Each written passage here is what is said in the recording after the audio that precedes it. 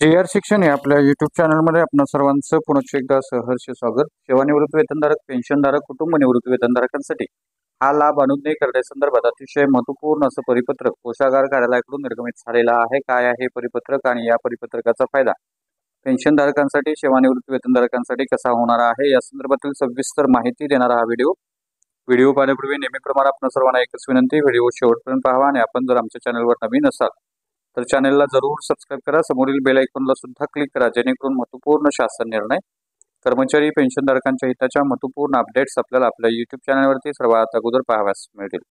जसे की आपण स्क्रीनवर पाहताय, अधीक्षक वेतन व भविष्य निर्वाह निधी पथक महाराष्ट्र शासनाचे महत्त्वपूर्ण असं परिपत्रक आहे। दिनांक 19/7/2024 रोजी निर्गमित झालेले हे महत्त्वपूर्ण परिपत्रक आहे। याचा विषय अतिशय महत्त्वाचा आहे। पात्र सेवानिवृत्ती कर्मचारी व मयत कर्मचाऱ्यांचं 7व्या वेतन आयोगाचा 5वा हप्ता अदा करण्यासंदर्भातलं अतिशय महत्त्वपूर्ण असे परिपत्रक निर्गमित झालेलं आहे। या परिपत्रकाच्या माध्यमातून असं निर्गमित केलेलं आहे की 7व्या वेतन आयोगाचा 5वा हप्ता अदा करत असताना पात्र सेवानिवृत्ती कर्मचारी व मयत कर्मचाऱ्यांच्या 7व्या वेतन आयोगाचा 5वा हप्ता पहिला, दुसरा, तिसरा व चौथा राहिला असल्यास शालार्थ प्रणालीमधून ऑनलाईन सादर करावयाचे आहे।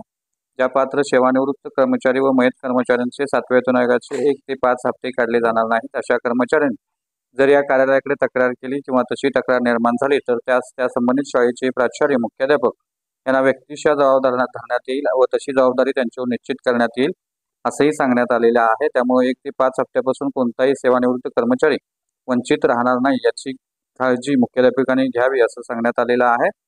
शालार्थ 2.0 प्रणालीमध्ये सेवानिवृत्त कर्मचारी व मयत कर्मचारी यांचे 7व्या वेतन आयोगाचा 5वा हप्ता पहिला, दुसरा, तिसरा व चौथा राहिला असल्यास व्यतिरिक्त अन्य कोणतेही देयक, थकीत वेतन, पुनर्मान्यता, थकीत वेतन, महागाई भत्ता फरक इत्यादी बिल फॉरवर्ड करू नये याची गांभीर्यानं नोंद घ्यावी। याबाबत अनियमितता आढळून आल्यास त्याची सर्वस्वी जबाबदारी अथवा वसुली संबंधित प्राचार्य, मुख्याध्यापक यांच्यावर राहील अशी याची काळजी घ्यावी किंवा याची नोंद घ्यावी असं सांगण्यात आलेलं आहे।